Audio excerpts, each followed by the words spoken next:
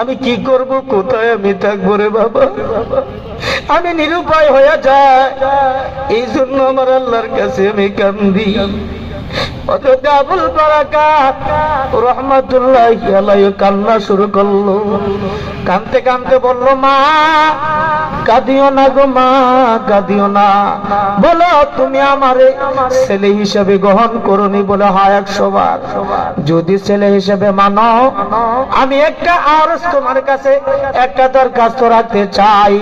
আমার বোনকে আমি অনেক আদর করি, আমার নিজের বোনকেও আরো বেশি মহব্বত করি।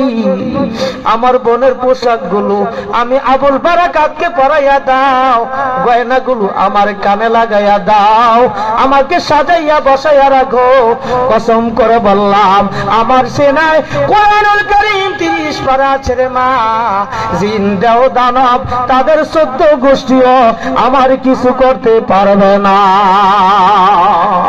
আল্লাহু আকবার। মহিলা জর্জরিত বলে কান্দে কেঁদে কেঁদে বলে, না বাবা না, তোমার মতো একটা ভালো মানুষের লাশ এইভাবে পড়তে পারে না রে বাবা। আমার মেয়ে থেকে অনেক উত্তম, অনেক ভালো।